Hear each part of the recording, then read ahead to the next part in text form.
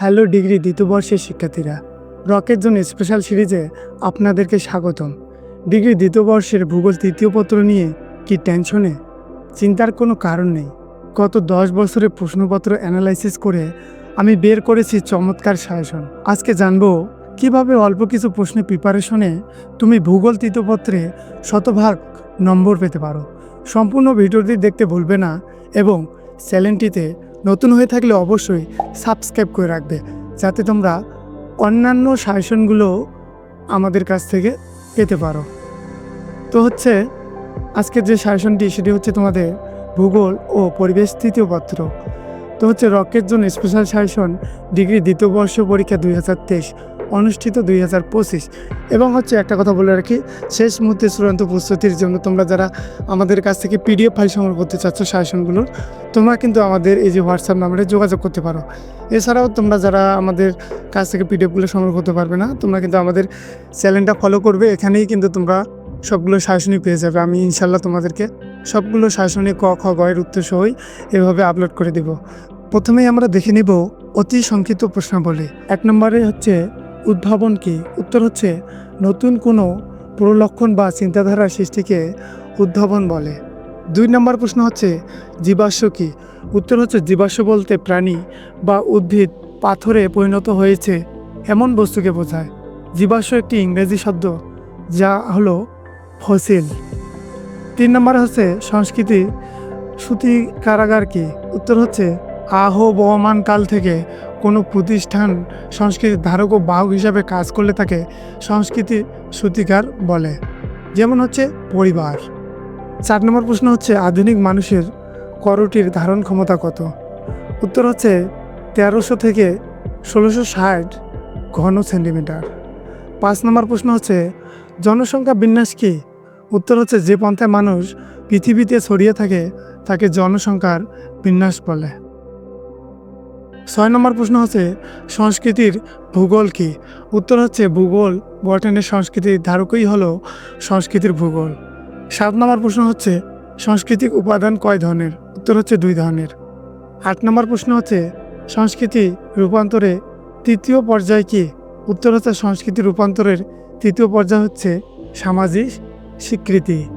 9 নম্বর প্রশ্ন সংস্কৃতি মানুষের জন্মগত না অর্জিত ব্যাপার? উত্তর সংস্কৃতি মানুষের অর্জিত ব্যাপার। 10 নম্বর প্রশ্ন জনসংখ্যা অভিগমন কি? এই প্রশ্নটা খুবই ইম্পর্টেন্ট। তোমরা তোমরা কিন্তু স্ক্রিনশট দিয়ে রাখো। আমি যখন পড়াচ্ছি তোমরা স্ক্রিনশট দিয়ে রাখবে, তাহলে তোমরা পরবর্তীতেও সেগুলো পড়তে পারবে ফোনে। এছাড়াও তোমরা কিন্তু আমাদের এই যে হোয়াটসঅ্যাপ গ্রুপগুলোতে যুক্ত থাকতে পারো। হোয়াটসঅ্যাপ গ্রুপের লিঙ্কটা আমার ডেসক্রিপশনে থাকবে, কিংবা পিন কমেন্টেও তোমরা পেতে পারো। এখানে যুক্ত থাকবে। এখানে কিন্তু আমরা সকল ধরনের নোটিশ কিংবা অনেক সময় পিডিএফগুলো তোমাদেরকে ফ্রিতে এখানে দিয়ে দেয়। এছাড়া তোমরা যারা ফেসবুক থেকে দেখতেছো, তোমরা অবশ্যই আমাদের ফেসবুক পেজটাতে ফলো দিয়ে রাখতে পারো। এছাড়া তোমরা আমাদের ইউটিউব চ্যানেলটাতে তো অবশ্যই সাবস্ক্রাইব করবেই।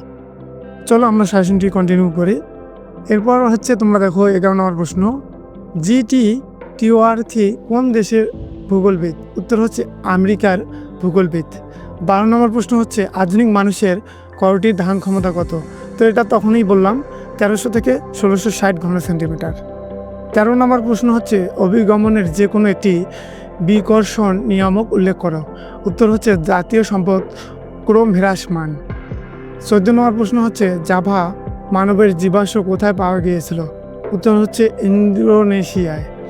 15 নম্বর প্রশ্ন সংস্কৃতি পরিবর্তনের প্রক্রিয়াগুলো কি কি? উত্তর সংস্কৃতি পরিবর্তনের প্রক্রিয়াগুলো হলো উদ্ভাবন, প্রসারণ বা ব্যাপন।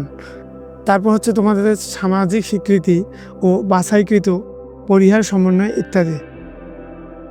এরপর তোমরা দেখো 16 নম্বর প্রশ্ন, জনসংখ্যার বিন্যাস কি? উত্তর যে পন্থায় মানুষ পৃথিবীতে ছড়িয়ে থাকে তাকে জনসংখ্যার বিন্যাস বলে। 17 নম্বর প্রশ্ন দেখো, জনসংখ্যা গঠনের 2টি সামাজিক ধারণ উল্লেখ করো।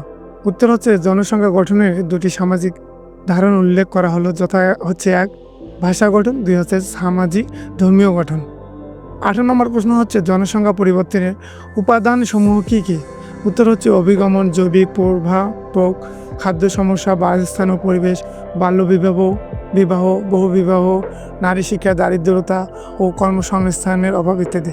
দেখো, এগুলোর কারণেই কিন্তু তোমাদের জনসংখ্যার পরিবর্তনের উপাদানগুলো নির্ভর করে, তাই না?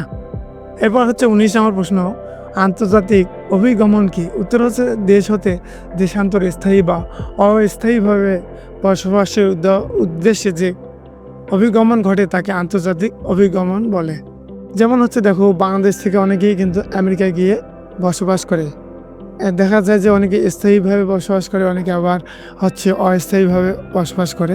তো যাই হোক, এটাই হচ্ছে তোমাদের আন্তর্জাতিক অভিগমন, যখন হচ্ছে একটা দেশ থেকে আরেকটা দেশে গিয়ে বসবাস করবে কেউ।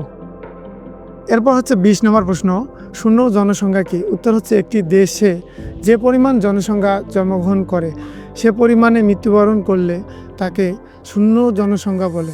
দেখা গেল যে বাংলাদেশে এই বছরে 100 জন মারা গেছে, আবার দেখা গেল যে 100 জন জনসংখ্যায় জন্মগ্রহণ করেছে, শিশুর জন্ম হয়েছে, তাহলে সেটা হচ্ছে তোমাদের শূন্য জনসংখ্যা। এরপর হচ্ছে তোমরা দেখো 21 নম্বর প্রশ্ন, জনসংখ্যা ভূগোলের সংজ্ঞা দাও। উত্তর হচ্ছে মানবীয় ভূগোল যে শাখায় জনসংখ্যা সংক্রান্ত আলোচনা করা হয় সেটাই হচ্ছে তোমাদের জনসংখ্যা ভূগোল। এরপর হচ্ছে তোমরা দেখো 22 নম্বর প্রশ্ন, জনসংখ্যা পিরামিড কি? উত্তর হচ্ছে জনসংখ্যার বয়স অনুযায়ী নারী পুরুষের অনুপাত অনুসারে পিরামিডের মতো যে পরিসংখ্যান চিত্র অঙ্কন করা হয় তাকে জনসংখ্যা পিরামিড বলে। এরপর দেখো 23 নম্বর প্রশ্ন, সাংস্কৃতিক আত্মীয়করণ কি? উত্তর হচ্ছে ব্যক্তি দল কর্তৃক নিজস্ব সংস্কৃতিতে পরিহার করে অন্য সংস্কৃতি গ্রহণ করাকে সাংস্কৃতিক আত্মীয়করণ বলে। দেখা গেল যে একদল শ্রেণীর মানুষ একটা সংস্কৃতি থেকে পরিবর্তিত হয়ে আরেকটা সংস্কৃতিতে চলে গেছে, আরেকটা সংস্কৃতি তারা গ্রহণ করেছে, এটাই হচ্ছে সংস্কৃতি আত্মীয়করণ। এরপর দেখো 24 নম্বর প্রশ্ন, CBR, NRR আর একটা হচ্ছে তোমার LIC এর পূর্ণরূপ লিখতে হবে। তো হচ্ছে পূর্ণরূপগুলো আমি হচ্ছে তোমাদের দেখাই দিচ্ছি, এখানে একটা সুন্দরভাবে স্ক্রিনশট দিয়ে রাখো, কারণ এই পূর্ণরূপগুলো থেকে যে কোনো একটা পূর্ণরূপ তোমাদের আসতে পারে। কারণ দেখা গেলো প্রশ্নের মধ্যে তোমাদের বললো যে কি পূর্ণরূপ লেখো, দিয়ে বললো যে CBR, তখন কী করবে? এই যে এটা তোমরা স্ক্রিনশট দিয়ে রাখো এবং হচ্ছে তোমরা অবশ্যই এখানে বানানগুলো তোমরা খেয়াল রাখবে, কারণ বানানগুলো ভুল হলে কিন্তু মার্ক সম্পূর্ণ কাটা যাবে। এরপর হচ্ছে তোমাদের 25 নাম্বার, আদমশুমারি কি? উত্তর হচ্ছে আদমশুমারি হলো এমন একটি প্রক্রিয়া যাতে কোনো দেশের সমগ্র জনসংখ্যার সামাজিক বিবাহ, জন্ম, মৃত্যুর মোট জনসংখ্যার ঘনত্ব, বৃদ্ধির হার প্রভৃতি উপাত্ত সমাবেশ, সংকলন ও প্রকাশনা সম্পন্ন হয়। এরপর হচ্ছে 26 নম্বর প্রশ্ন, জনসংখ্যার ঘনত্ব বলতে কি বোঝায়? উত্তর হচ্ছে কোনো দেশের প্রতি বর্গ কিলোমিটার স্থানে গড় জনসংখ্যাকে বোঝায়। জনসংখ্যার ঘনত্ব এটা হচ্ছে তোমাদের কোনো দেশের প্রতি বর্গ কিলোমিটার স্থানে গড় জনসংখ্যাকে বোঝায়। এরপর হচ্ছে তোমাদের 27 নম্বর প্রশ্ন, জনসংখ্যা ভূগোলে গোড়াপত্তনকরণ কে? উত্তর হচ্ছে জনসংখ্যা ভূগোলের প্রকৃত প্রতিষ্ঠাতা হচ্ছে ভিদাল ডি লা প্লাস। এরপর হচ্ছে তোমাদের শূন্য জনসংখ্যা বৃদ্ধি বলতে কি বোঝো? উত্তর হচ্ছে তোমাদের একটু আগেই বললাম, সেটা হচ্ছে যে পরিমাণ জনসংখ্যার হার বৃদ্ধি পায় সেই পরিমাণ যদি মৃত্যুর হার বৃদ্ধি পায় তাহলে জনসংখ্যা ও মৃত্যুর হারের মাঝে একটা সমতা বিরাজ করে, এই পর্যায়ে কোনো জনসংখ্যা বৃদ্ধি পাবে না, তাই একে শূন্য জনসংখ্যা বৃদ্ধি বলা হয়। এরপর হচ্ছে তোমাদের 29 নাম্বার হচ্ছে বয়স নির্দিষ্ট মৃত্যু হার নির্ণয়ের সূত্রটি লেখো। তো হচ্ছে তোমরা এটা হচ্ছে গুগলে একটু দেখে নিও। এরপর হচ্ছে 30 নম্বর প্রশ্ন, অভিগমন সংক্রান্ত মতবাদ প্রবক্তাকে? উত্তর হচ্ছে অভিগমন সংক্রান্ত মতবাদ প্রবক্তা হচ্ছে রাভেনস্টাইন। এরপর হচ্ছে 31 নম্বর, রীতিবদ্ধ শ্রেণীবিন্যাস অনুযায়ী মানুষ কোন বর্গের শ্রেণী? উত্তর হচ্ছে রীতিবদ্ধ শ্রেণীবিন্যাস অনুযায়ী মানুষ হোমোসেপিয়ান্স বা বুদ্ধিসম্পন্ন বর্গের প্রাণী। এরপর হচ্ছে তোমাদের 32 নম্বর, পিকিং মানবের অস্তিত্ব কোথায় পাওয়া যায়? তো এটা হচ্ছে তোমাদের পিকিং মানবের অস্তিত্ব পাওয়া যায় তোমাদের চীনে। 33 নম্বর প্রশ্ন হচ্ছে লিয়ান ডালার্থ মানবের করটির ধারণ ক্ষমতা কত ঘন সেন্টিমিটার ছিল? উত্তর হচ্ছে লিয়ান ডালার্থ মানবের করটির ধারণ ক্ষমতা ছিল 1300 থেকে 1500 ঘন সেন্টিমিটার। এরপর হচ্ছে তোমাদের 34 নম্বর প্রশ্ন, জনসংখ্যার মরণশীলতা বলতে কী বোঝায়? উত্তর হচ্ছে সাধারণভাবে বলা যায় মানুষের মরণশীল বৈশিষ্ট্যকে মরণশীলতা বলে। অধ্যাপক পিটারের মতে মরণশীলতা হচ্ছে মানুষের ইচ্ছা শক্তির শেষ নিয়ামক। 35 নম্বর প্রশ্ন হচ্ছে প্রজনন ক্ষমতা কাকে বলে?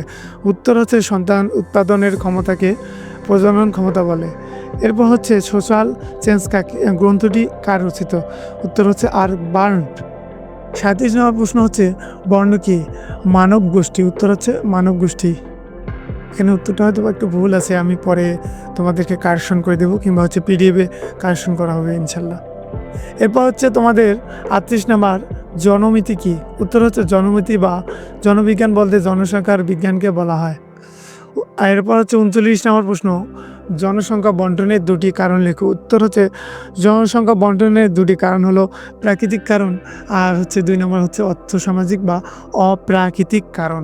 এরপর দেখো তোমরা 40 নম্বর প্রশ্নটা বয়োলিঙ্গ কাঠামো কি? উত্তর হচ্ছে দেশের মোট স্ত্রী ও পুরুষ জনসংখ্যার বয়স অনুসারে শ্রেণী বিভাগ করলে যে অনুপাত পাওয়া যায় তাকে বয়োলিঙ্গ কাঠামো বলে।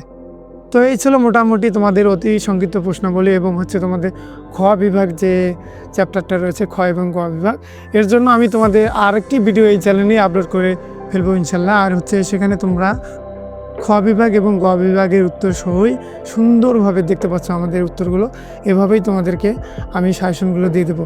এছাড়া হচ্ছে তোমরা যারা অগ্রিম আমাদের কাছ থেকে সবগুলো সাজেশনই পেতে চাচ্ছ একসাথে আর কি, তোমরা হচ্ছে এই যে আমাদের হোয়াটসঅ্যাপ নাম্বারটা স্ক্রিনে দেখতে পাচ্ছ পিডিএফের মাঝে, এই হোয়াটসঅ্যাপ নাম্বারে যোগাযোগ করলেই আমরা কিন্তু তোমাদেরকে ক খ গ বিভাগের পিডিএফগুলো দিয়ে দেবো এবং এগুলো তোমাদেরকে কিন্তু আমরা হোয়াটসঅ্যাপেই দিয়ে দেবো।